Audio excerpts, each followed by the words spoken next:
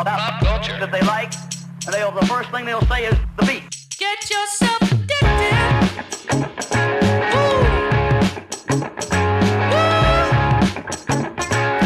Woo. Get yourself addicted.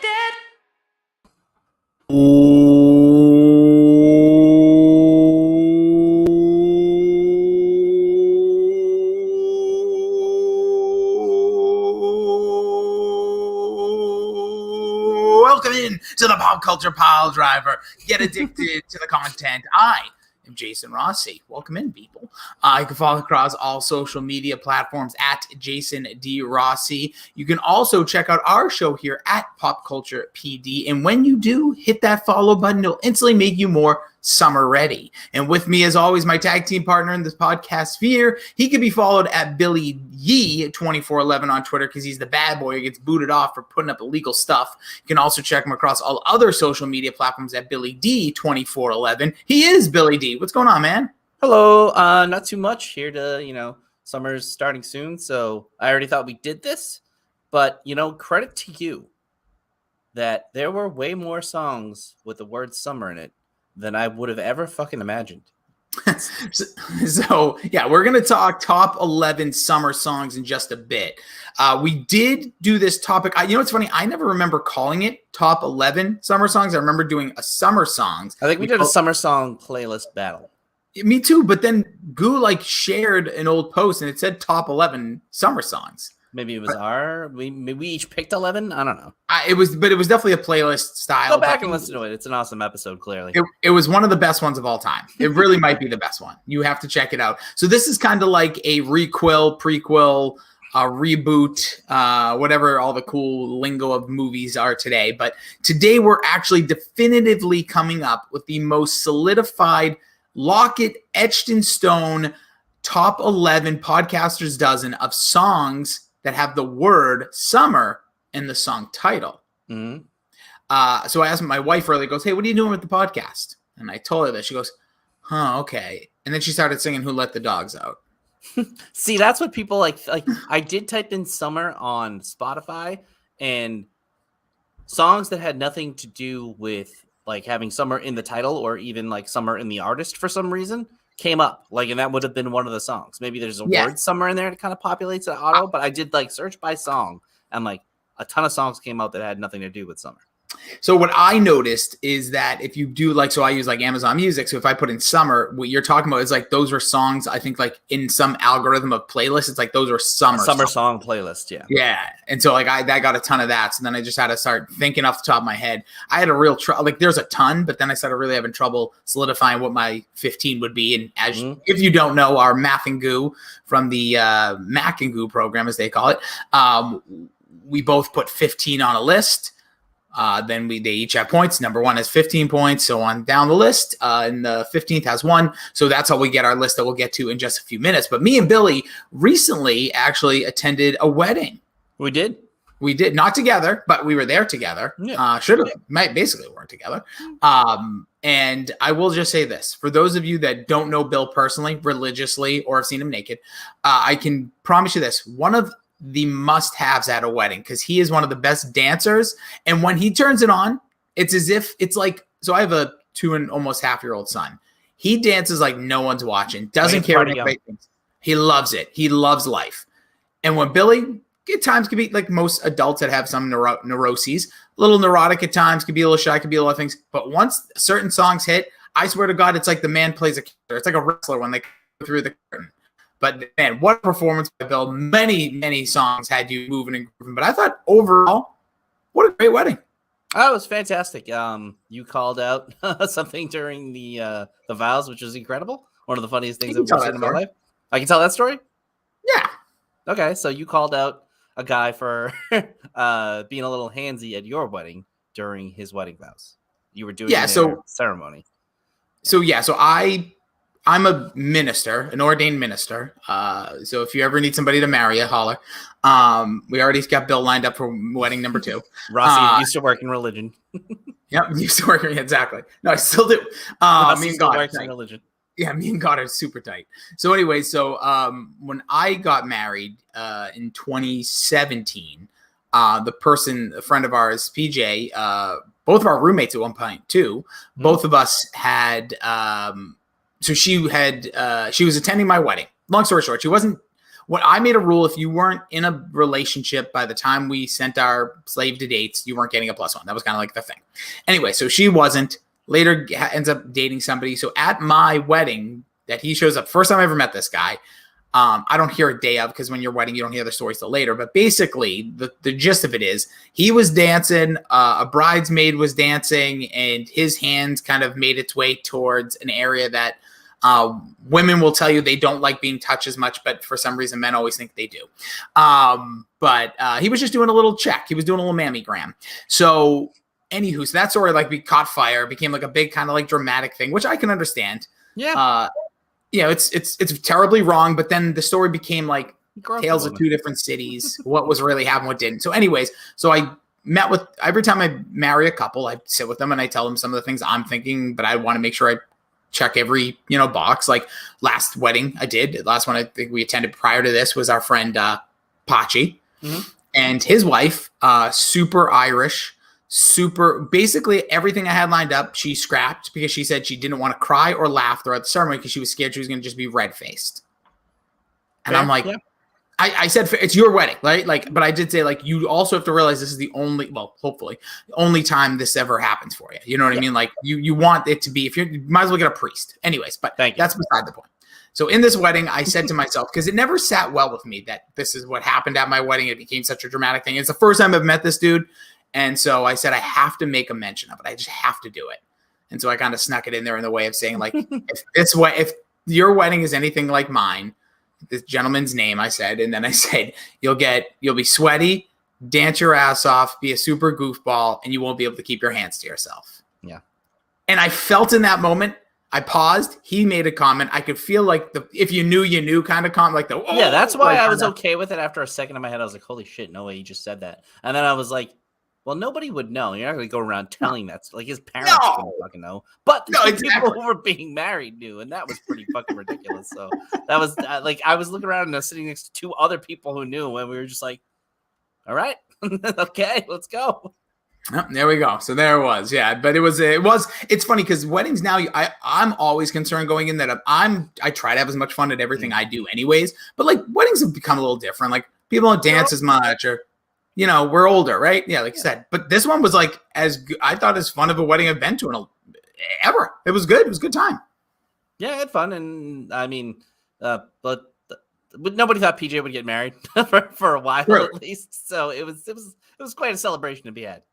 That's a good point. We all have a friend or friends, and it's no offense to them. It's not a bad thing. And that was me. No, absolutely not. I know for a fact to be married again because I'm going to perform it. So we, but she was one of those people you just always kind of wondered. You're like, is that ever gonna? You think they're ever? Because she kind of barked up every tree. She was one of those friends. If she had a friendly vibe, she barked up the tree just to take a shot. Almost wish I had the fortitude she had when I was single. Just shooters got to shoot, right? I guess so. Steph Curry in game 5, not good, but kept shooting. Take a shot, man. Yep. Take your shot. Exactly. Your team will win around you. But anyway, yeah, so that was a great wedding. It was great to see you. It was great to see some of the peeps in the flesh and made some new friends, have some old friends. We got some new pictures as you were consistently talking about. We need a new picture instead of a drunk one from the first Frank Desai. I don't think we got a solo one. No, we didn't. Yeah. But the good one, next event. But that's not what we're here to talk about. Since that wedding was the precursor to the summer. We're just days away from summer actually being a thing finally as we get through the doldrums of the winter. If you're at least in New England or wherever you are. Actually, it was just a shitty type of year. I think this is going to be one of those popping off summers, aside from the fact that gas is going to be too expensive to go anywhere. But we'll get into now. What is? The weather. The weather's great right now. Oh, weather's great. The gas prices. That's why, you know what? I hope if you do have spite bucks to give and you want to give Dork money, just tell them it's for gas. Then I'll drop everything. If you just start telling, we'll give Davey gas money, then I'm in. But make sure you subscribe to our show here, the Pop Culture Piledriver on iTunes, Spotify, Google Podcasts, Amazon Music, Ghana. We are still the #1 podcast with the name Pop Culture Piledriver. Yes, Bill, everywhere, but specifically in India with our 3 listens per week. You can like and subscribe over on YouTube. Please subscribe over there. You can check us out as a part of the Dorkshire Gooniverse on Facebook. Our merch over at TeePublic. You can also check out if you're a big fan of I Think You Should Leave, which is officially getting a 3rd season.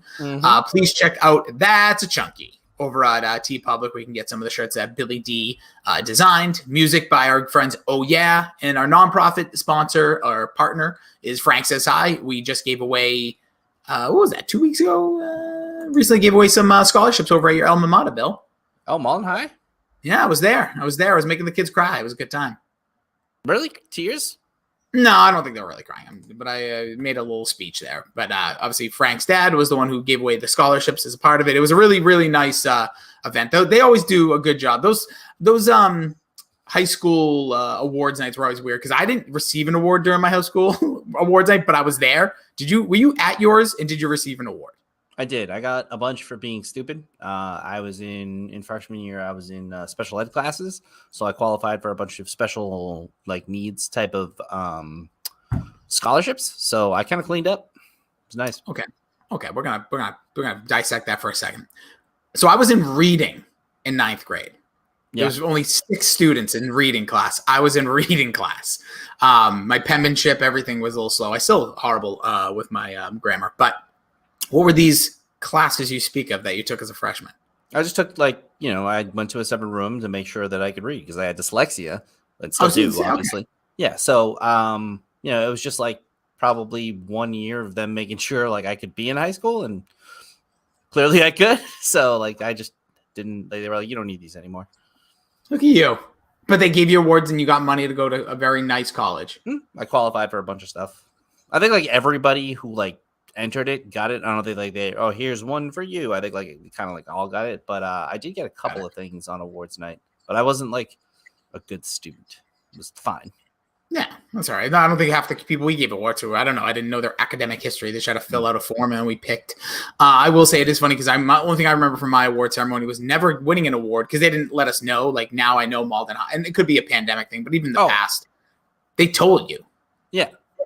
They were like, oh, you are receiving an award. Me, it was just show up. There was only 90 kids in my class anyways. But all right, last quick story here. I went to my niece's graduation. She graduated from high school. That is every speech was it was crazy. 18 years. She's super old. But so am I. I could not believe these speeches. They were awful and so long. And the valedictorian speech was a fucking travesty. She talked about herself for 25 minutes and all the schools that she got into. This little pipsqueak is going to be a bane on human existence. I could not believe it. It was awful. Even my mother afterwards was like, she was a little stuck up. And I was like, yep, sucked. So you watch Stranger Things, right? Yeah. Okay. So there's no spoilers here or anything like that. I'm still working my way through. But in the first episode, there's a high school rally and the captain of the team makes this ridiculously adult speech. Yeah. How the fuck did you get those public speaking skills anyway? Thank you. Because I said that watching and I'm like, this kid's so polished, so everything. So when then you go to an actual high school with an 18-year-old or 17-year-old genius, because if they're valedictorian, they're very smart. You know what I mean? It's book smart at least. But then they can't speak a lick probably. No, they could. She was well elocuted, but man, was she pretentious as fuck. She was I couldn't I was like, this can't be happening. Nobody checked your speech and said, mention your classmates, mention your family, mention your friends, mention anything but you. Yeah, mention teachers and guidance counselors, whoever. It was out of control. It was like if LeBron James gave a valedictorian speech after winning an MVP. It was insane. Did she say she was taking her talents to Northeastern at the end? No, pretty much though. She's like, and after I got into Brown and all the other Ivy League schools, I was just like, what the fuck? Oh, wow. Yeah, good luck to her. I decided to go to Harvard because I want to make a difference. And I mean, she was talking about making a difference, but specifically just her and nothing to do with anybody else. Nobody that helped her. It was, I don't know. All right, that's enough. Enough. We'll stop bashing the kids now. But anyways, either way, if you ever went to your high school and you won awards, congrats to you. If you ever had to make a speech in high school and you could do it I still am not a great public speaker and I do it as often at times. Sometimes professionally. It's hard. Yeah. Sometimes, like I said, me and God, we're like one and the same. Yeah. All right, let's get into it now, Bill. It is time for our top 11, the Podcaster's Dozen of summer songs. By that, we mean songs with the word summer in the title. We will kick it off at number 11 with, I think, the oldest song on this list. It is Summertime. Yeah, 58. Jesus. It is Summertime Blues by Eddie Cochran. Now, covered many times, and a song I think was just on my list, not on your list, I don't believe. I forgot it was a song. I had to listen to it right before this. It's a good song. It's got like that, obviously 1950s feel, but like that yakety yak, don't talk back. Like it's a very kind of the period song. It didn't break any barriers. It was just a good summertime song. Here's what it's almost like a radio show back in the day, because there's like different voices that he protrudes. So like the reason I think this is a great summer song, not just with the title in it, because it also is like all those days you had to like the whole working lays, like, I don't know what I'm gonna do because there ain't no cure for the summertime. Because basically like you work long in the winter, no big deal. You want to get out, you want to be with your friends, you want to go to hit on the opposite sex, the same sex, whatever you're into. It's got the Wipeout feel to the song. Yes. Too, like, yeah. Alan Jackson, country artist, has a great cover of this, which I almost put there, but I'm like, I guess I went with the original with this one. But it's a fun song, been covered by many artists, but it just really encapsulates that feeling of when you're trapped doing something you don't want to do during the summer, or like summer school. It hits on certain topics, and it's very relatable. Still use this in a movie, in a scene, like, and I'm sure I can't think of the one off my head. It's probably in a million of them, but like you cut to the people working in the hot kitchen in the summer, and they're just like pulling shit out of the oven and stuff like that little montage. That is this song. Yeah, that's it's almost like an intro to the movie, like a movie where I could see it. That, or it's like right after the opening scene, and like it's like graduation, and then the next day it's like, here's summer, don't want to waste at work. Roller skating with a tray full of floats to a car and just fucking set it on the side. By the way, anybody who can roller skate and carry a tray is a top 3%er in my opinion. I can't carry a tray on 2 feet, let alone 8 wheels. Seriously, I thought about like in those movies and stuff, and I know Sonic for a little while had that as like a thing, and now it's just people walk. I don't even know what Sonic does, actually. I haven't seen it, but yeah, like I've seen people do that, and I'm like, that is amazing, and I don't trust society anymore to not trip me. Yeah, like, or like do something to try to be like funny and put it on social media, because we live in a horrible society. But yeah, Summertime Blues, Eddie Cochran, coming in at number 11. Number 10, maybe the greatest modern summer song there is, but you'll probably argue the next one is. But for this one, it was by far a song that made a splash I think it was the summer of 2015. Okay, I was going to say 14 or 15. It was the song for SummerSlam that year. It was a song that our friend mentioned earlier, Apache, was obsessed with, like me, and I used this song more than maybe any other song as a rejoiner in radio. When I was with, whether it was Dale Keefe or Dale and Holly with Keefe, or Dale and Keefe, or whatever show I was doing at the time. But it was literally like, it is such a great, it's like 38 seconds if you have a nice clip of like audio to play under. This thing smashes. It's Demi Lovato, Cool for the Summer. Yeah, it's a great song. I completely forgot about this one, to be honest. And I do really like it. The beat's phenomenal. And it kicks ass at certain points. The only thing I don't like is the way she enunciates "cool for the summer." I hate that. Everything else, but she's talking about like, don't be afraid of the kind of body that I have, because it's the kind of body you like. I'm like, right. Bill, this song can get it going. I'll say two things. One, before this song was never a big Demi Lovato fan, like not just musically, or like I never found her like, oh, but then you hear a song like this where she's not over the top. Like the thing I sometimes say about Miley Cyrus music, for a while, she was like almost too cocky. This is more like one of those, like, I think it has a real sex appeal to this song. It's a real sexy vibe. And, but it's also, like you said, it's a kick-ass jam. It has a rock vibe to it. Almost reminds me of that what was that Kevin Rudolph song? Was that like, I feel like there was a song that reminded me of this. It was like Kevin Rudolph and whatever. It was just Kevin Little. He disappeared. No, not Kevin Little. Was that Kevin Rudolph? I have like no that idea one-off song. I'm not going to remember now, and if it's really good when you don't remember it, I'm going to look it up. Hold on. Where's Kevin Rudolph? Let It Rock. You remember that song? Let It Rock. Yeah. it has that kind of vibe to it where it's like a rock, but His like name's pop. Kevin Rudolph. His name is Kevin Rudolph. Fucking Let It Rock featuring Lil Wayne. Yeah, that's that one. But yeah, cool for the summer though. Great jam. And maybe one you might not recognize on this list too. I highly recommend go check it out. Give Demi Lovato all your streams. Coming in at number 9, Bill, this was on your list pretty high. Who? I've never heard this song before. Literally never Really? heard of it. Yeah, Did you listen Summertime to it? Magic Fight.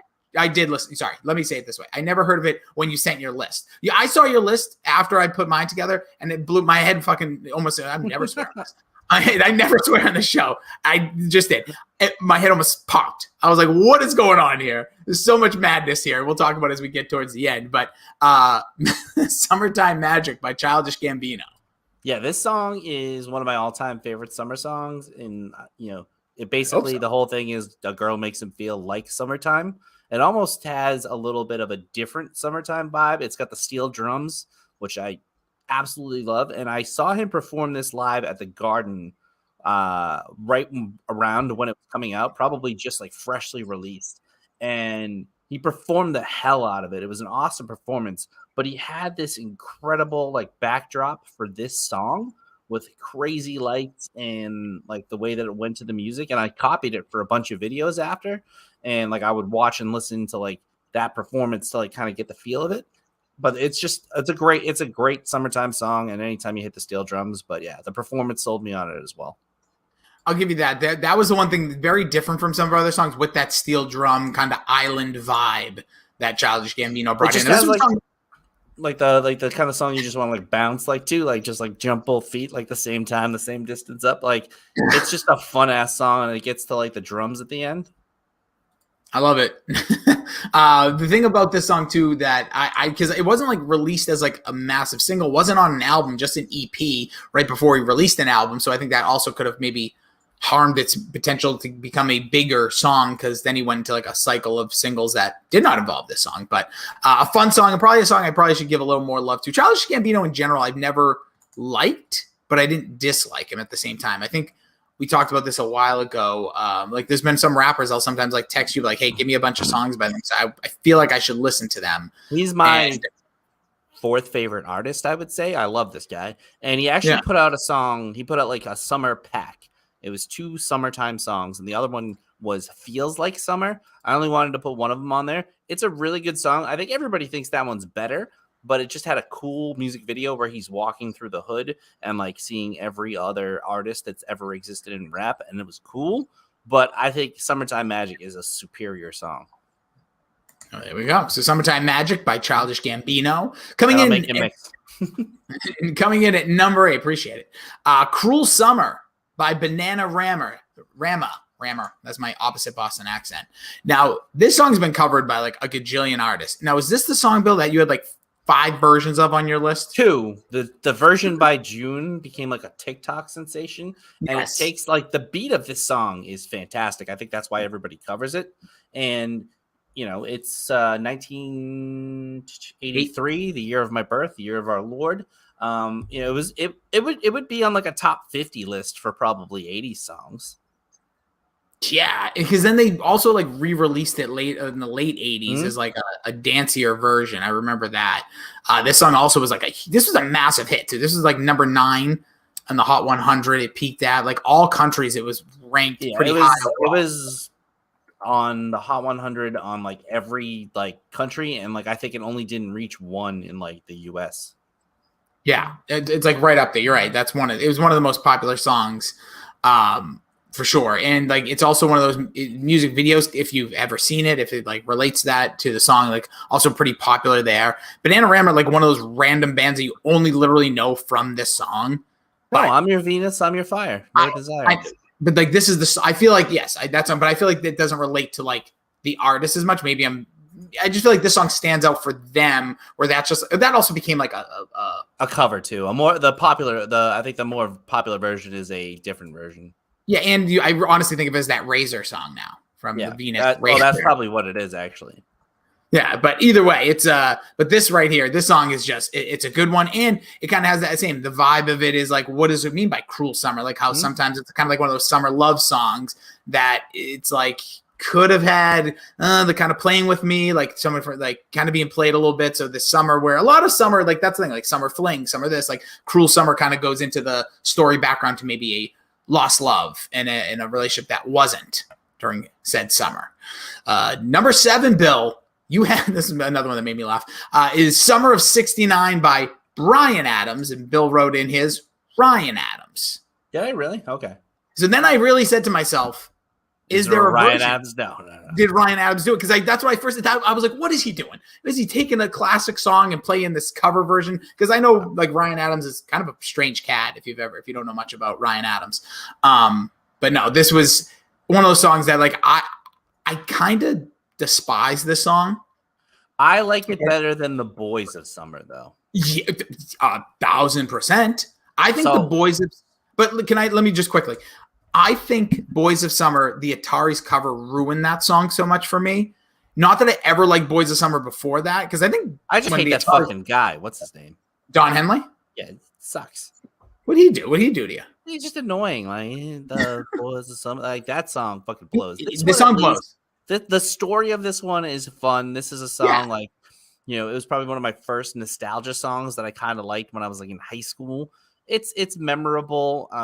Every once in a while I jam out with my buddy's band and just sing. And this is a song that I know all the words to and they know how to play. So it's kind of fun to sing along to. It starts with such a punch to it, just that like, poof, I got my first real. It's just like every instrument hits right at that point. The drum, the guitar, everything. You don't hear that a lot. Good storytelling too from that. Yes. Like the story of this song. It's very relatable. It's and Johnny got married. Like, yeah, it's as Bruce when I look back Springsteen. now. Yeah, it's as Bruce Springsteen storytelling of a massive hit. Bryan Adams, it's like also Glory Days in the Summer. It is. And Bryan Adams is kind of known as the Canadian Bruce Springsteen, but this song is infamous.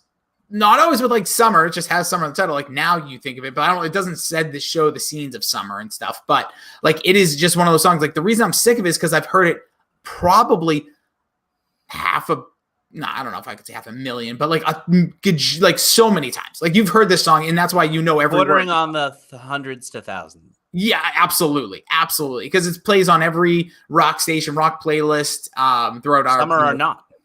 Yeah, and yeah, exactly, and it plays at weddings. It's a wedding song, but it completely like when you break that all down, strip it away. It's a very fun song, and like you said, wonderful storytelling, and it's like he's young, like so, like as you're growing up, like we've all had that 1 or 2 summers of our lives where like you remember the sights and scenes and vibes and feels, and that's exactly what he got here. And it's funny that if that story allegedly most is true from Bryan Adams told, and like think about it, this guy became worldly famous as a musician. All those other people left the band, and now look at him.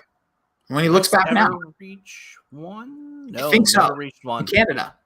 In Canada, well, definitely in Canada, but in the U.S. where it counts, no, in the U.S. where it counts. It Now we're reached talking. five. Now which is basically like a 1 in every other country. So yeah, that's number 7, Summer of '69 by Bryan Adams. Now number 6, oddly enough, both placed it in the same position. Didn't think you were going to have it on yours. Just kind of was thinking in my head, like I always try to like vary my genres as best I can. We didn't hit much country in this one, but we kind of do, which we'll get to.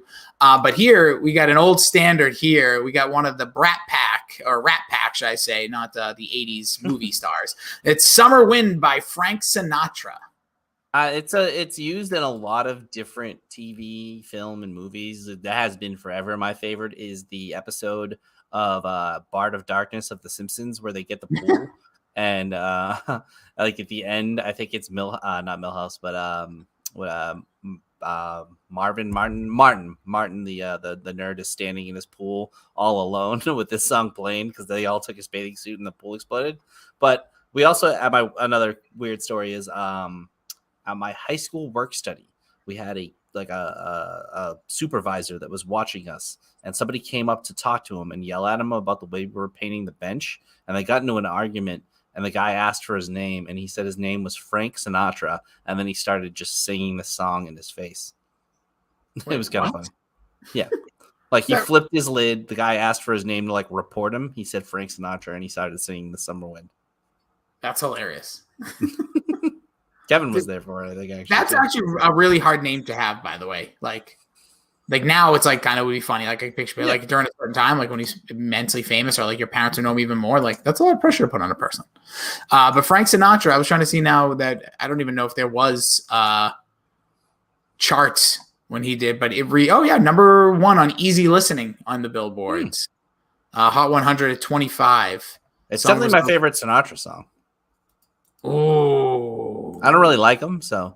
Oh, I love Frank Sinatra, but I love's a strong word. I really enjoy listening to like I get in kicks with Frank Sinatra, like I get on kicks in any like 50s artist. Sometimes I get into like Little Richard kicks or Johnny Cash, but I think Johnny Cash is my favorite of all these. But the only thing about Frank Sinatra sometimes it can be very boring. If you listen to like 6 straight Frank Sinatra songs, he's Michael Bublé of the day. Yeah, that's a good way. Except he doesn't have that "Haven't Met You Yet," which was an absolute smash. That's by Michael Bublé. All right, now we're getting into the top 5 here, Bill. This was the only one I could think of that has like a country flair to it, if you will. This was a massive hit. A lot of different samples throughout the song, and not something you usually get with like a pop rock song. And you know what the samples were? Night Moves, I do. Sweet Home Alabama, and Werewolves in London. What a song. Honestly, just using Night Moves itself, but it's All Summer Long from Kid Rock, a song that probably when people hear us say this is top 5, they're like laughing at. It's kind of got like that Nickelback vibe. I feel like Kid Rock kind of has that at this point, and then also political stuff. But this song's a total people would qualify this as a guilty pleasure if you like it, but I fucking love this song. No, but this song also, like when it first hit, this had to be 06, 07. Let me see. Oh, it's a great mashup of all the songs. Well, I mean, it was a huge hit. Yeah, it was a huge hit too. Like this was like many a nights in Boston like bars to this song because it came out in 2008 too, where I was just going out all the time. This was all the song. Because that was a perfect age for us, to always be out. Now, I want to let people know, you mentioned the samples. This song reached number 1 in the following countries: Australia, Austria, Europe, Germany, Ireland, which was probably 10 years later because that's when their music hits, Netherlands, Scotland, Switzerland, UK rock and metal charts. In the US, it hit number 2 on the top 40. It was number 23 on the Billboard Hot 100. It was 4 in the Hot Country Songs because this crossed over as well, and number 4 in mainstream Billboard as well. Like, massive. It's a platinum song. This thing was just gigantic. Yep. This is a freaking huge hit for Kid Rock. And he kind of came out of nowhere from like Kid Rock standards. Like the last thing I remember was like the album after Ball with the Baw, or like whatever the Undertaker's theme was. That's like kind of how I remember him leaving my life. Yeah. Oh, American Badass. Mm-hmm. Yeah. Like it's just crazy. This thing was just a huge hit. Like, let me just see year-end charts. Where did he end on the Billboard? I think. That says 85 on the end of year. Okay. No, 23 was like, the peak of it, which is just great. But this thing was just huge. And like you said, the samples, and it's just like a fun song. Also, wait, I guess I forgot. Kid Rock performed this song at WrestleMania 25 as well. Of course. WWE Hall of Famer, Kid Rock. Yep. Then he, just so you know, a fun story if you didn't already know this one. So he mentioned a couple political things in his Hall of Fame speech, and then was not invited when they rolled out everybody at WrestleMania the next night. Unbelievable. He was told to hit the road. That's really funny because also that was a time when Linda McMahon was, I think, either in office or was running for office, but was not allowed to say the things he said them anyways, and was told to hit the skids, Kid Rock. But All Summer Long, absolute summer jam. Like, I haven't heard this song like probably since last summer. I'm already kind of looking forward to kind of hearing it like twice, then I'll hate it. Or not hate it, then I'll be sick of it again. Okay, so now we get into the Mount Rushmore of summer songs. That is songs with the word summer in the title. Bill, number 4 was your number 1. With a bullet. I almost had a near aneurysm. Like the back of my head, like something kind of went, whoa, wait a minute. Did he mess up the order? I had to look at it twice once I finished mine. Well, that's why I put the points next to it, because you could take my list in either direction, probably. I thought for a second until, I think both of us had like Calvin Harris, I think, like in our very, like that summer, which is a good song. Don't get me wrong, but just not going to be a top 11 worthy. But this is one of the most horrifically lyrical written songs of all time, just slapping things together, but it didn't matter. It worked. It was the summer of 99, I believe. It is LFO's Summer Girls. Yes, the greatest summer of my life. The summer from going in from 8th grade into 9th grade. It was it. I loved this song at the time. I know a lot of people thought it was cheesy. I think it did reach number 1 as well, and it's like it was all over the place. That was like the summer of I Want It That Way and NSYNC's Bye Bye Bye. So it was a huge summer for these type of boy bands, and they had a couple other minor hits, but you made fun of the lyrics. I think they're some of the best lyrics ever. When you take a sip, you buzz like a hornet. Billy Shakespeare wrote a whole bunch of sonnets. And then this probably is the greatest 4 lines in a row in rap history. Stayed up all summer, then went back home. Macaulay Culkin wasn't home alone. Amazing. And then this is probably my favorite one. Fell deep in love, but now we ain't speaking. Michael J. Fox was Alex P. Keaton. Spitting absolute facts. It's one of the most ridiculously stupid songs ever written. And I remember this a while ago, I needed to read the background story. So I think I told this story before, but if you want to go in a weird way and look at podcasts or radio shows I did in the past, check out TV Guy. You can Google TV Guy. One of the last ones we ever did was the top 10 worst lyrics of all time. This is on that list. And I had to believe it was written by like somebody. Nope. This song was written by Rich Cronin, R.I.P. Also had Jennifer Love Hewitt, so props. Well, you had a good run, kid. But this song was written by the band themselves, the 3 members, Dow, Brad, and Rich. And they said the song includes numerous inside jokes. So then I started, this is recent when I got this background, like a couple years ago. And they said they also used the sample of More Than Words in the riff, which I never really recognized. But now that I listen to it, knowing that, like next time you listen to it, you'll recognize a little bit more. But this is the best part about it. They said Cronin's summer, he says, the formula often consists of writing lines about Cronin's summer relationships with a girl, following it with a non sequitur that rhymes, similar in the fashion of the Thanksgiving song by Adam Sandler. So right there, I said, all right. It's still one of the most ridiculously stupid things of all time. It was a huge hit too, though. It was massive. It did reach number 3 on the Billboard Hot 100. And like you said, this is during the height of boy bands. And like pop star, 98 Degrees, everybody. And to think they made it all the way to 3 with that kind of competition, it's pretty impressive.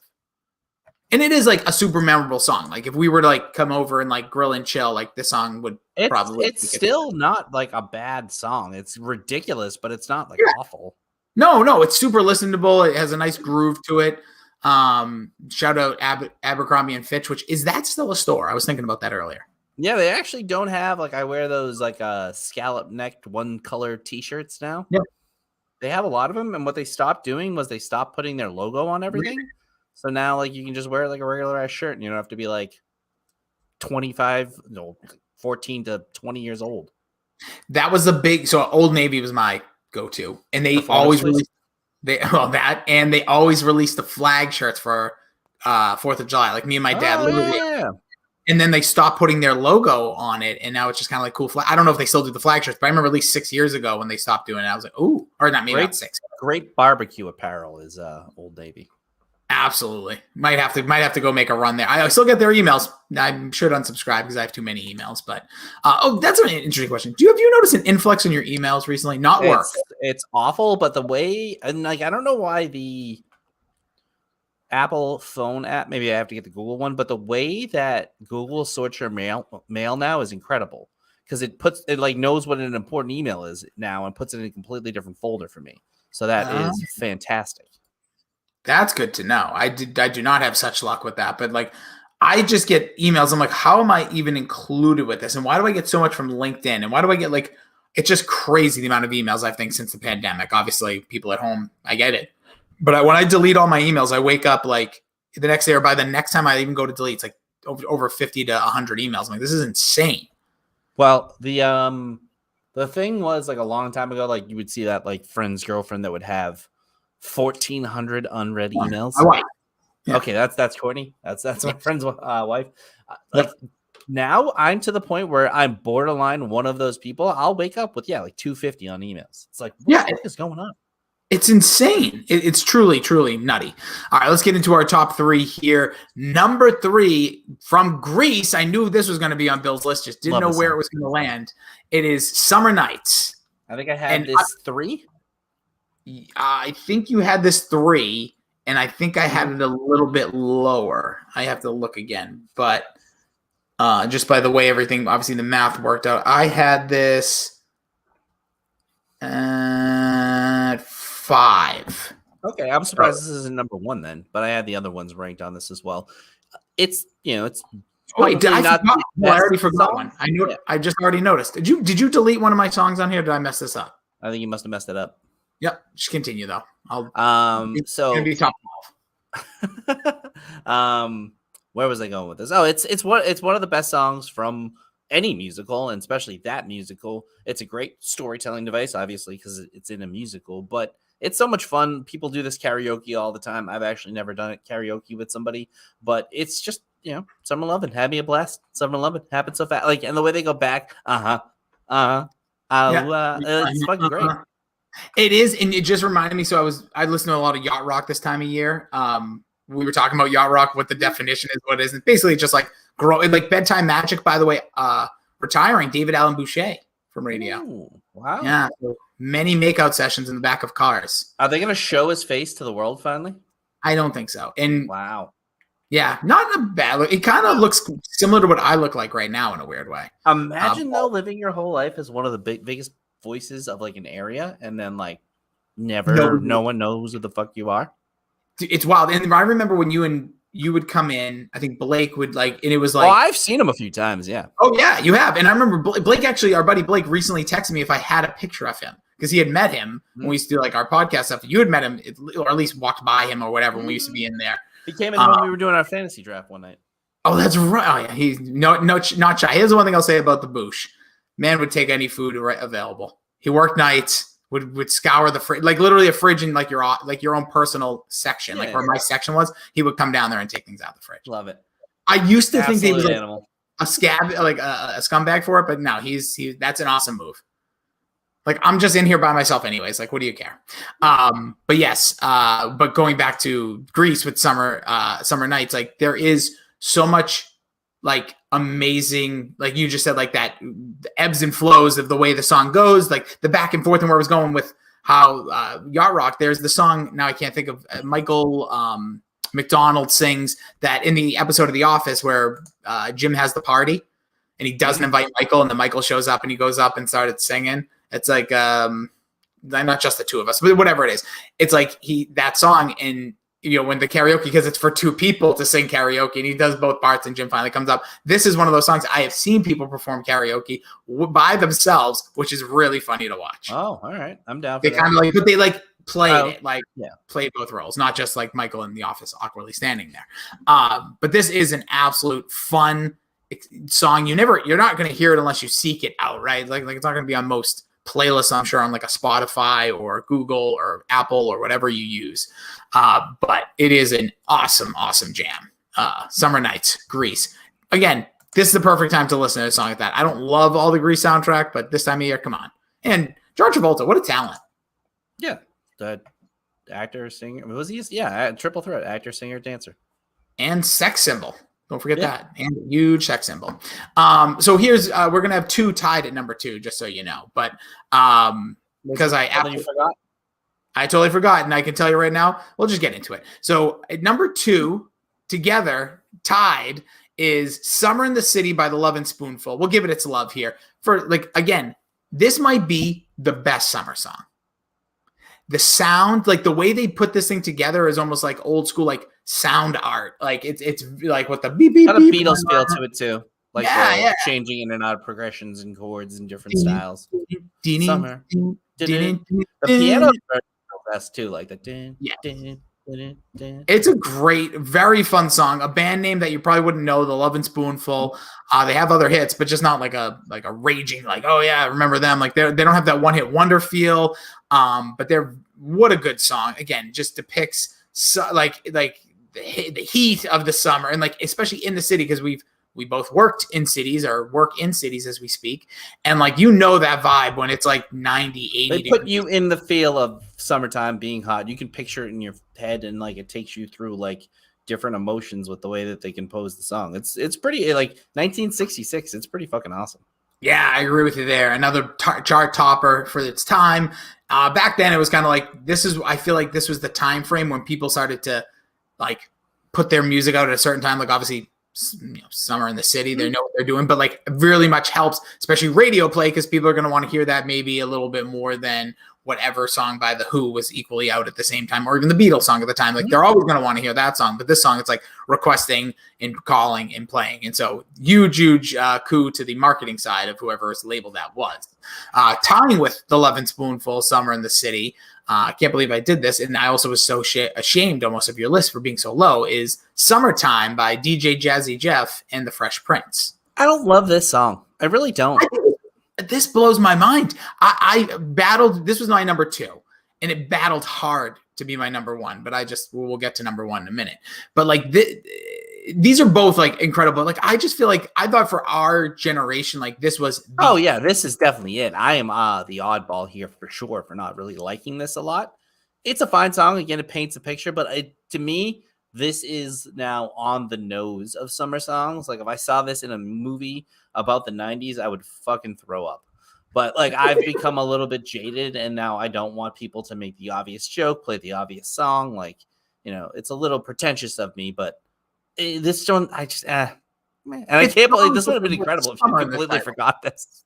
I know that's just stupidity on my part of putting a list together, and literally on my notepad here, I'm looking at it. It literally happened because I was wondering where I play something, and then I see Summertime in my number 2 spot with the number of all the added up times. I'm like, oh wait, that's supposed to be in the next spot. Wonderful. Anywho, but both, like, again, like you said, another one that paints a picture of summertime, kind of more like fun parties, pools, beaches. Will Smith does a really good job of kind of depicting those. And yeah, I got on sneaks, but I need a new pair because basketball summer got girl there. Temperature's about 88. I'm the one plug to no time's sake. Like it's like I don't like the way he raps in this. To me, the superior Will Smith grandfather. It's just not good. Like if you want good Will Smith rapping, go to Wild Wild West. Oh, well, yeah. It's actually funny. I like the spoken volume. Like I told you, like for me, hip hop, like late 80s, early 90s, not as popular. That's my favorite. They nail when they make fun of Will Smith in The Simpsons, they nail the hibba-dabba, dooba-dabba, dibba-dabba. Like the way they do his rhythm perfectly. Oh, yeah. All that, like the style of rap back then was just talking like this and going like that. And then you go back with the battle of rap. It's like, that's literally. He sounded a little bit like Bill Cosby rapping. A little bit. I could see it, but yeah, it's still an awesome and like an iconic summer song. Oh yeah, and it was the video's great too. It's like the essence of the 90s. Absolutely, in '93. And the other thing about the thing with this song, this is also like that song that like when it came on with your parent, depending on what your parents. Oh, your parents like this, yeah. It was like Boys to Men, Motown Philly. Your parents liked it, but then they also were like, you could tell like after a while, it's like, all right, like. Where's my stuff? Like I always felt like that was like, at least well for my dad. My dad liked this. My dad definitely. My mom actually liked a lot of like our music as long as it was like Boyz II Men and Will Smith and not DMX and I already think about that. She wasn't maybe Party Up, but I already do think about that. Like I already have such like odd like older person disdain for like a lot of modern music. I'm like when my son gets into music, it's still like he's still like at least almost like a decade away from really caring. Like what the hell am I gonna be like? Oh, he's probably like unless you're like hip at a young age, you don't care about your own music until you're like 14. Probably. That's what I'm saying. Like he's 2, so I'm thinking like 12. You might like Zeppelin and the Beatles because you like it, but you don't really find like your music until you're legit in high school. I think for the most part. No, yeah, absolutely. Like 14 to 18 is really, or 14 to 19. That's like the age, right? So with all that being said, we can mention a couple honorable mentions. Bill, what were some of the ones you would throw in here that were on your list that did not make our top 11? Summertime Sadness, Lana Del Rey. Summer, Calvin Harris. Summer Love, Same. Meh. Justin Timberlake, real quick, I think Justin Timberlake is one of those artists that like he's obviously very good and he's talented and stuff, but I feel like his star, like I don't know, maybe it's me, but I feel like he's kind of already like progressively forgotten. Like I feel like he doesn't have any great songs. Like he has good songs, he has fun songs, but he doesn't have any like Oh my God, that's like an absolute smash. Like sexy back, yes, but like I'm talking about like that smash.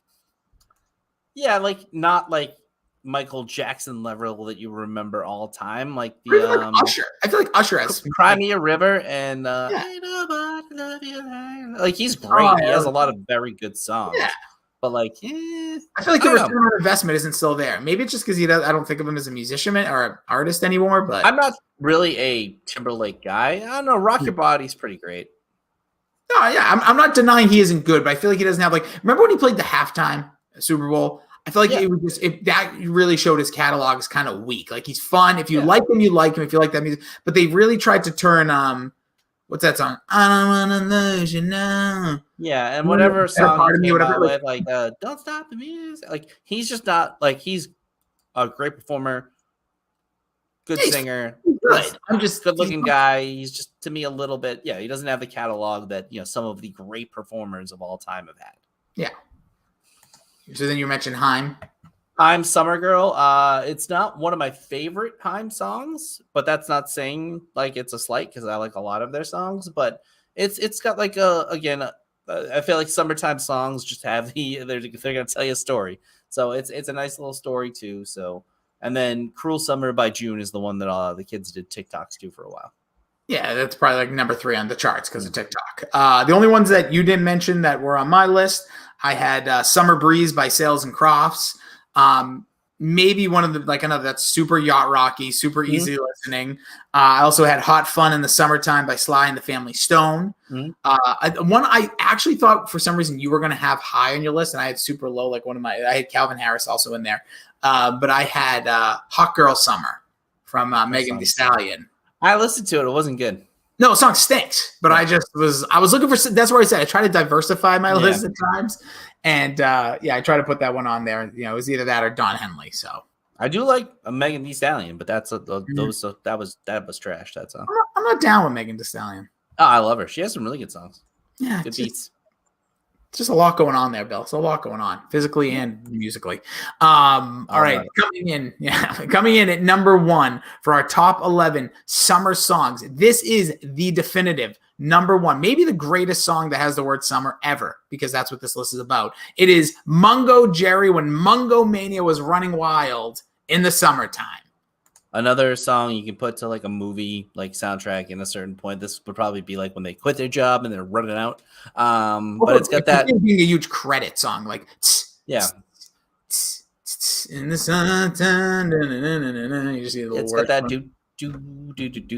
Shaggy did a cover that was terrible. Oh, it's so bad, Bill. It was It's so fucking awful. bad. But the best part about this song also, but like another great part of the song, I should say, is Mungo Jerry.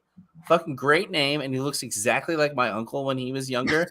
Ridiculous fro and the worst mutton chops you've ever seen. Like so big, like you can't see the side of his face. Like it's awful. He looks ridiculous. Friend of the pod, our buddy Matt too. We had a big thing with Mungo Jerry because he has a couple other songs that we've really got into, just oddly sitting next to each other for years. But there was a such thing as Mungo Mania. It was called Mungo Mania, which is hilarious.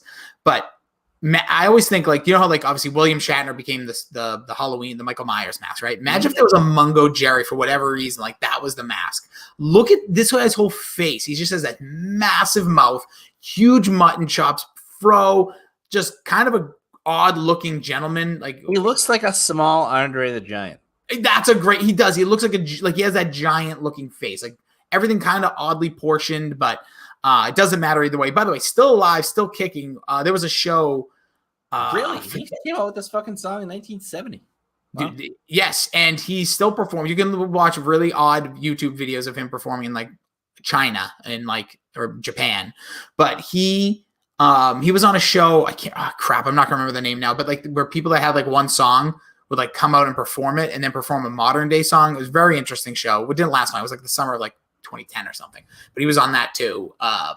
But this song is just awesome. Again, we talked about it, the depiction of summer. And he also... Oh, dude, it's a band. He's Ray Dorset. Wait, he's not even... Oh, yeah, that's right. That was the other part of it. I didn't even know that. I thought Mungo Jerry was this fucking dude because they only ever show his face. Ray Dorset, he's 76 years old. God bless him. 76 years young. Still sexy. He doesn't look half bad. If this is a recent picture, he looks okay. He looks better now than he did fucking 50, 60 years ago. Now, this song also comes with a lot of controversy as well for its lyrics, like lyrics such as "Have a drink, have a drive, go Yeah. out and see what you can find." This is maybe the most interesting lyrics in we talked about LFO, but those like purposefully, like we've come to find out, like ridiculous. How about these lines? If her daddy's rich, take her out for a meal. If her daddy's poor, just do what you feel. Yeah. He was, Now, I don't just think having a that's- time. Yeah, I don't I've think never it's actually listened to the lyrics. Oh, you have to. It's unbelievable. When the sun goes down, it's just the other thing is like it's one of those songs like looking back, you could just sing the melody, right? You could just go it's amazing. It's just such a and also is the da da da. It does like da da dee do do. He I actually feel like this song was in like a Hurley episode of Lost. Oh, that was Three Dog Night, but it's very much similar. Very much similar to that stuff. I just love like this is just unbelievable. Oh God, speed along the lane, do a turn or return to 25. Like it's just amazing. Oh, great Yeah, stuff. summertime songs either are complete fucking nonsensical shit or they tell a nice story. Yeah, it's this one is just such a great like this feeling. This is that like you and your buddies. It's summer, maybe like, you're going on a date with a friend or a girl, you're all going out, like you have that depiction of stuff. You remember that just like later nights. And this is just such a fun freaking song to just put on.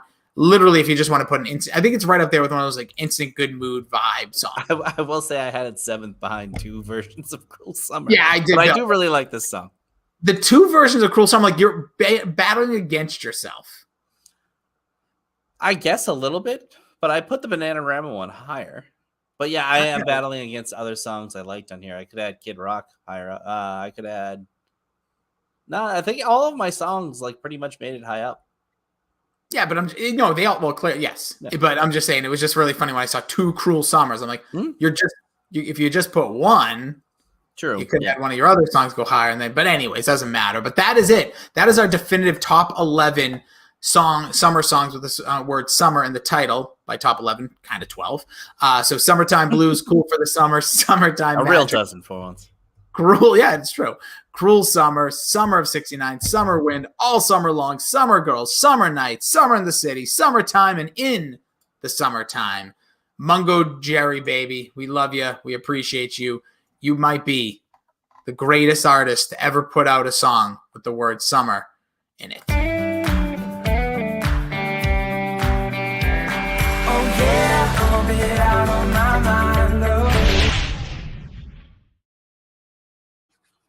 Oh, Bill, so much going on in the world.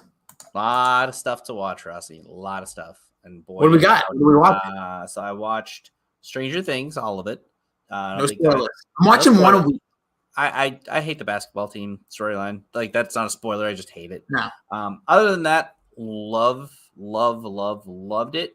I was higher on season 3 than most people. I think Hopper was amazing, and this season doesn't really disappoint either. And I just had a lot of fun, and I think they're as good as any show as bringing a new character in and making you care about them pretty quickly. Because Argyle off the bat, like I was like, do I like this kid? And then like I fucking love him.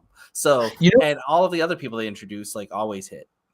I'll say this, and this is like I know how we always say, oh, we should do this, we should do that, and we never really do them. But this could be something fun, like to do more of like a DSG combo stuff. I would think it'd be fun if we did like a Stranger Things character tier. Oh yeah, okay. Because I think if we got everybody who watches it and cares enough, like that would probably be, I'm guessing, somewhat of a majority of people in the DSG. Like that would be pretty fun. And even if people that can't make like a recording of it, like I just feel like that'd be a kind of a fun. I mean, I think we just we can tier now characters of shows. Like that's another thing that we can do because I love that. I would totally do that for like an episode. Yeah, I'm just thinking because it's going to be trending for a while, and so we still have like we have some life to it too. So anything that has the hashtag in it has a little. We can do it before the release of the next second things and do like a. I will say I'm obviously it's also been this huge thing for Kate Bush, which by the way we talked about Kate Bush, which is kind of funny. God, running up that hill. But before we get there, Kate Bush was up for the Hall of Fame, the Rock and Roll Hall of Fame this year, which I still think is one of the most ridiculous things of all time. But now it's so funny months later that her song reached number 8. It was number 8 on the charts. And Bill, in 1985, when it was released, it only reached 13. It's number 8 as of last week. And I hear it's trending to be number 1. I believe that because I've listened to it a bunch since. It's a fucking great song. I still like. It's so funny. It is it's a super sad song. It's very much. It's like before the Offspring. You got a night, whatever. It's I can't think of the Offspring song off the top of my head, but about like a friend passing and like wanting to change places. But they that song is like that was like that theory of what the song is, and it is just like it's kind of tears your heart out, but at the same time it's kind of like dully sung. Like Kate Bush isn't necessarily a very dynamic artist. And then obviously very famous, known for is in the OC, but the Placebo came out with that version in the early 2000s. That became pretty popular on like alt radio, like FNX. And then it was part of the Shawn Michaels Undertaker WrestleMania 26, the final match promo. If you watch that, that's one of the best ones. Yeah, I always remember from that because Shawn Michaels had like talk about great storytelling in wrestling. Like that whole promo package, incredible. But yeah, so that's super big trend there with Stranger Things. But I'm only watching like 1 or 2 a week. We're trying to like slowly in episode 4 with the one with like Max going into the whatever the upside down-ish, whatever it's called. And this one was such a good episode. Then episode 5, which was you only have 2 more left. Yeah, we're 11. Like they're trying to get our powers back. Mm-hmm. Such a long and so many like that's where I understand the binge aspect because if like that would be lost to people like, and this one just like I don't know. But the episode season 5, the 5th episode, not as good as the 4th. Like 4th episode, like that whole Max episode is amazing. Yeah, it picks back up in the next 2 too. Oh, I imagine. But you're right. The characters, not only just Argyle. Why can't I think of the guy's name who is like the one that they think murdered the first girl? I can't think of his character name all of a sudden. The guy that was in Game of Thrones there with the black hair, like he kind of looks like the one who's hiding out in the boathouse. Isn't that Argyle? No, Argyle's the kid who's like the stoner, who's friends with. He's in the California crew. Oh yeah. Okay. Yeah. I love. Yeah, I'm thinking the pizza guy. I love, and then the new Argyle. kid, like the nerd. He's fucking great too. Yeah, Argyle's literally is hilarious though. Every scene, he's like, "Why are we burying the body? I don't know." Which really, I don't know why they're burying that body. No spoilers. But yeah, I completely forgot about the pizza kid. I confused him with the other kid. He's fucking great. Yeah, he's amazing. Yeah, Argyle. That's a rest. Bill, did you see this whole thing about Google AI having feelings? Yeah, Goot I think dropped it into the DSG chat, or maybe Wes did for Goo, but I don't think I believe it.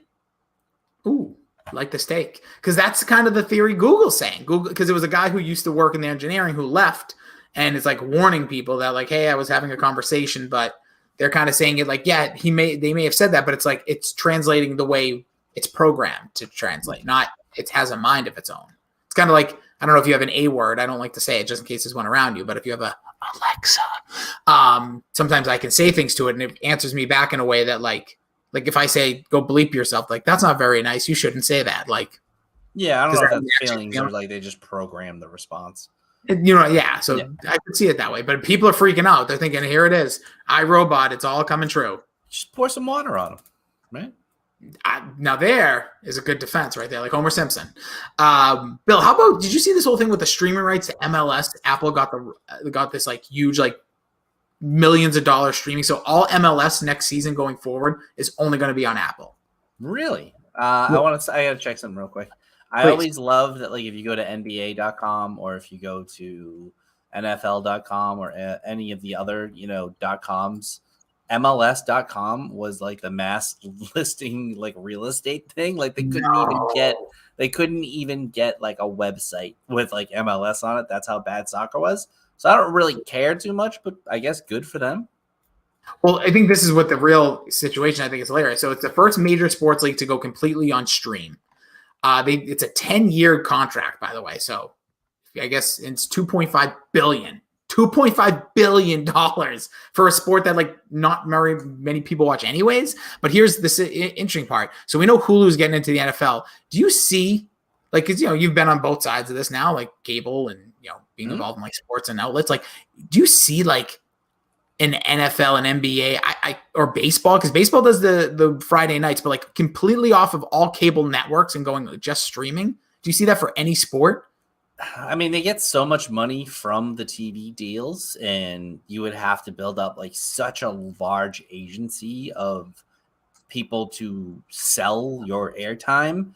that it might be more fiscally responsible, or maybe they can't do that because they're a private league. But I guess MLS is technically doing it. So I don't know how all that stuff works. Obviously, if it would make the NFL more money, they'd do it. So if it does, they'll do it one day. Here's what I think is going to happen. If I had to guess, I could see a team doing it. Like I could see a team. I don't know if saying, you could though. True. Well, I'm thinking like Be baseball. like declaring, like it'd be like Not declaring football. yourself as your own. That's your own state, like a country. Yeah, here's what I mean. Like, let's just say the San Jose Sharks is totally random. Like, they are clearly tied to like a local San Jose like NBC affiliate or something like that. So what if they said, "Listen, we'll let instead of you picking up our rights." I guess like, Nesson is technically doing that right now. yeah, in a way, like so I can't watch Nesson because I have YouTube TV. If they ever got off of actual cable, they'd be doing that. This is kind of what I'm wondering. Like, I wonder if like you could buy a package through like Netflix to like purchase your team package if they had those. Like, or I wonder if probably more realistically, they'll just have like a game or two. Well, I guess that's kind of what it is. Like they have their own network, they broadcast their own games, but I think legally you have to broadcast it in your area, so somebody would have to do it. You know what I mean? It's very fascinating and definitely the way the world's going. And cable already is kind of having a tough time with things. It's kind of like what happened with radio in a weird way. It's like, is there going to be more of that push? But like cable's not going to go anywhere soon. Like that's like a huge coup to cable, like sports. Live sports. That's why people mostly have it. So very interesting though. I think it's just something to keep an eye on, and it's going to involve like movies. Like we joked about it, but like throughout the pandemic, like HBO made that deal. We could just watch movies, right? Mm-hmm. Like, is that going to play a factor if billions of dollars are being like, could Paramount Plus, they produce their own programs and they produce their own movies instead of releasing it out to the public. If they up their costs or something, there's going to be a lot of failure through. It's kind of like NFTs. I think like in moments you're gonna be like, "Wow, I can't believe this is all happening. Let's get in on it." Then it's gonna be like, "Well, that really crashed really bad. What do we do now?" Yeah, well, every company's gonna go through something like that, I guess. You an NFT guy? No. Okay, we'll just move on. Bill, new Jimmy World came out this week. Any good? I think you would really like it. It's called Something Loud. It's rocking. It's like not like the thing. I'm a diehard Jimmy World fan, but sometimes they release music and even I'm like, I like it, but I can understand why like it doesn't have like a mass appeal sound. Like it has like a melodically rock. This is like pretty like it's like a step up from that sound. So anything you've heard in the last decade from them, but really good. I like it. But last thing, Bill, this might be something I might start doing more, and then I might clip it specifically. But some wrestling news, Bill, or wrestling stuff that's been going on. Everyone else says they like minutes. I might do a 360, but we'll get to it just because it's shorter. And hashtag. But there's major injuries in wrestling, Bill. CM Punk, since the last time we had a podcast, CM Punk won the AEW World Championship. Hurt. And then 3 days later, broke his foot. Yep, out. Done. Injured. What they're doing is fascinating. Did you hear about this? It's like not a tournament, but it's a tournament or some shit. I don't know. Yes. But they're doing an interim. So he's not relinquishing the title. They're putting together an interim AEW champion. So whoever wins this will get it's between Jon Moxley and Tanahashi from New Japan, because they're doing this Forbidden Door where they're like clashing against each other. And whoever wins that's going to be the interim AEW champion until Punk returns. When Punk returns, they face off to see who the AEW champion is. I guess that is kind of cool because you're not like you can't lose your title due to injury. I don't know, maybe like that kind of like, so you're not actually the champion, you're the interim champion.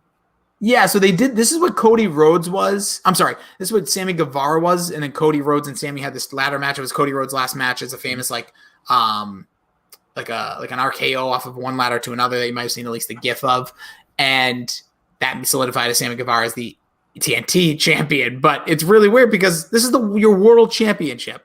Well, let me ask you a question. If you win that match, then do you just become champion for that previous time, or are you just always interim? That's the question, Bill. That's a really good question. What they did with Sammy was he was interim, then he was the champion. They didn't like backdate him being the champion the whole time. All right, that's okay. I think it's just a weird look. Like, it's okay if Punk has to relinquish his title. My guess is they don't want people to have multiple reigns this early. And I'm assuming when Punk returns, he'll be the champion. So might as well continue being the champion. But no, that's dumb. Weird. It's just it's a weird look, especially for such a newer company. Also, Bill, did you see that Cody Rhodes injury? Did you see his? Yeah, it was body? pretty brutal. Popped a pec, right? Oh yeah, tore his muscle right off his pec. Was able to go out and fight in that Hell in a Cell match against Seth Rollins. Banger of a match. Got it the first 5-star match in WWE in over a decade from Dave. 5-star. Wow. All right. Yeah. So the way he qualified it though was it was like the best injured performance of all time. Like notably. Yeah, I mean, to me, that's kind of how I always look through, like at a match, I look through it, with a lens. Like, all right, here we go. This is a dude who just got injured on, what was it, SummerSlam or no? He got injured. It was 2 days before Hell in a Cell. He tore his 2 days before Hell in a Cell. Boom, this guy comes out and performs like that in a Hell in a Cell match. So I would take all those things into account. And if it was, I'm sure it was good even for not an injury. You know what I mean? Because he is that good of a wrestler. It was really good. Him and Seth put on an absolute amazing. Like Hell in a Cell is such a kind of a dumb stipulation at this point because like rarely is it used properly. But man, amazing stuff there. And again, Cody Rhodes now officially out for like 6 months. Bill, Jeff Hardy back in the news. He got another DUI. Oh, dude, come on, man. He's like fucking Josh Gordon. Honestly, third time in a decade. Now he's with AEW, first time there. They did release a statement saying that he's suspended without pay and that they are going to pay for all rehabilitation. But at this point, it's like, I hate to say it because I like he's synonymous with WWE, AEW, and DUI. In TNA. Remember the famous TNA when he came out like obliterated and Sting had to like force pin him in the main event.